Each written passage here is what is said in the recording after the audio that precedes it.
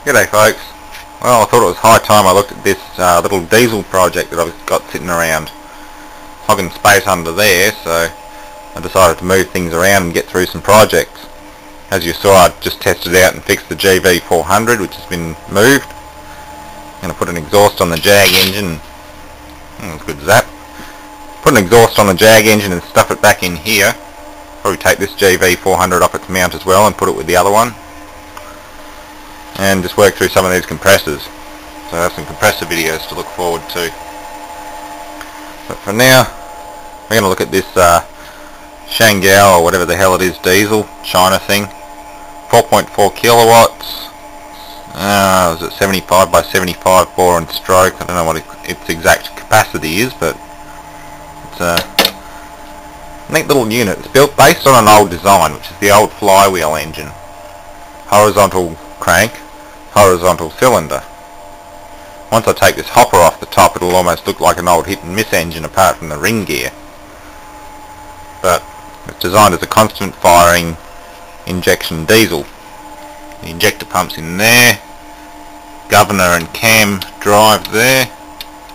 It's got a normal flyweight governor on it. And that is injection control based on the governor or an adjustment on here. And that's crank starting, it's a reduction drive. That's the oil pump and a oil filter, or strainer anyway. Plus you can also open that and just see if you've got oil pressure coming through. I'm just soaking that with a bit of degreaser, get the old oil off. Control lever, just connects up to the governor. So yeah, I'm going to pull this radiator off, which I believe has been leaking. It shows signs of leakage, so nothing else to lose but by ripping that off and just see what it's like inside. Get this bore cleaned up and clean everything up. Now, I still don't have an injector for it, and unfortunately the pre-com chamber is also damaged, so I'm not sure what to do with that. I mean, it's got sharp enough edges on it that it'll probably start ignition anyway, but without preheating the engine via hot water or something, it'd be very hard to start. So I've got to rebuild the head or find another one. Definitely find an injector from something and just try it. But everything else is here. I just found it in pieces. And the head gasket looks a bit worse for wear, but might be able to trace that on a bit of copper and cut it out. Make a solid copper head gasket.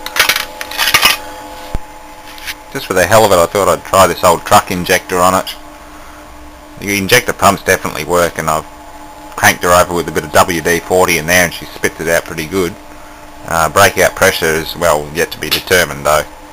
Just because an injector pump pumps doesn't mean it's not wrecked. The funny thing about European diesel is it ain't pink, it's clear. I've seen pink stuff, but that ain't like Australian diesel, which is yellow like the sulphur that's in it. Only reason this stuff's cloudy is because there's a little bit of oil-based degreaser in the bottle. I just want to put some fuel through it and see what happens to the injector. These are old Volvo temporary tanks. They come over on chassis or cab chassis assemblies which get turned into buses. Actually, there isn't even a cab on them, it's just a seat, steering wheel, a chassis and an engine. And they put these, I suppose roughly 40 litre fuel tanks on them. Well, the injector test was never meant to be. The end of the bloody line was cracked and just pretty much fell off as soon as I started turning her over. I have to find a new injector line. Oh well. Got the cover off now though. Little radiator's been repaired once before.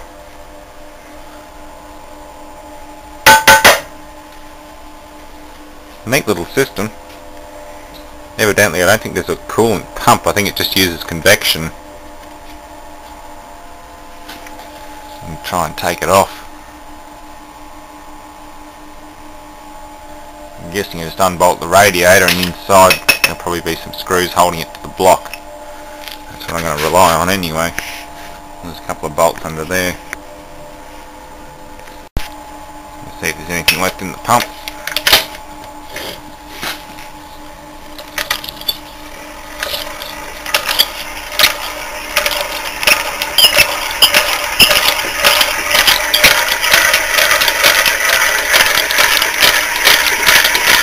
spin it up with the decomp open, then hit the decomp valve and close the exhaust valve, and in theory it should fire once it's working properly.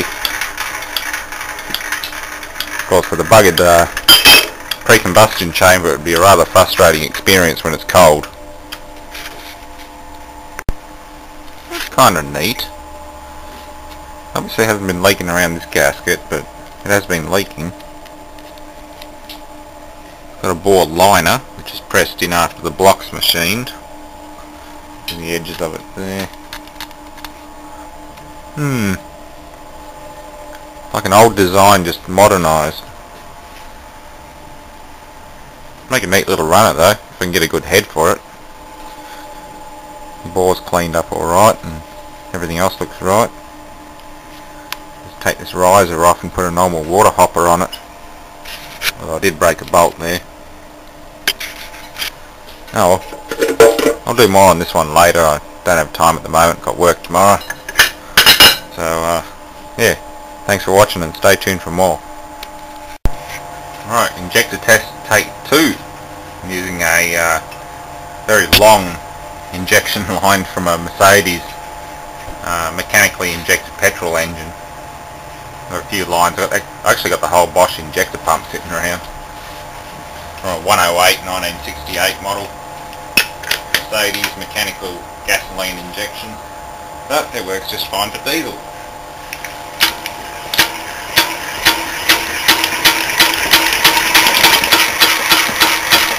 The injector needs a bit of a clean, but it is working.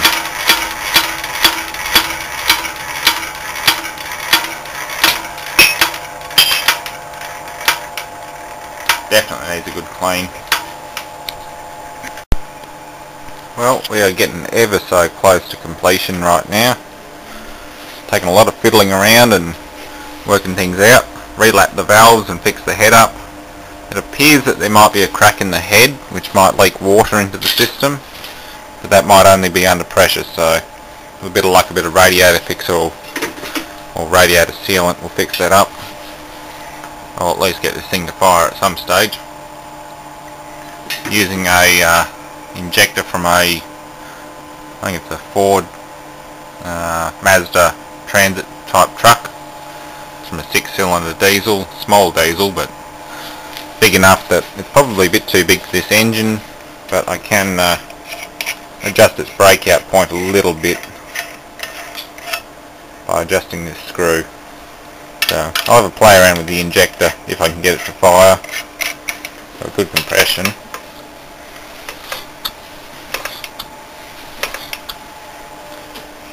Decomp works too, so I can kill it if it does decide to go runaway. Just got to get this side cover back on, set up fuel and everything, and yeah, give her a spin over and see what happens. Oh, and oil. I've got to fix up these oil lines too. So that will be important. Alright, oil line's been repaired and refitted. All I've got to do is fill the crankcase and turn her over a bit, get some oil pressure up and just make sure everything's working alright. Then we'll connect the fuel up. I'll have to modify one of my old long injection lines just to fit this thing at the moment until I get another one. But yeah, it should work alright, long as we can achieve combustion. But failure is always an option, especially considering I didn't pay anything for this engine. Just a freebie.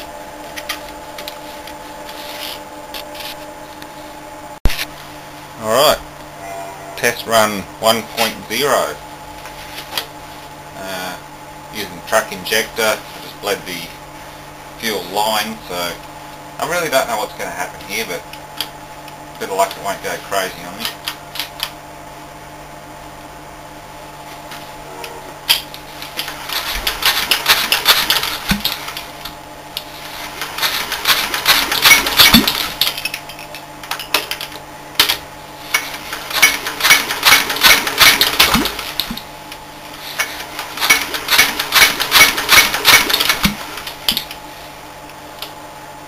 Oh, getting fuel. It's that combustion issue.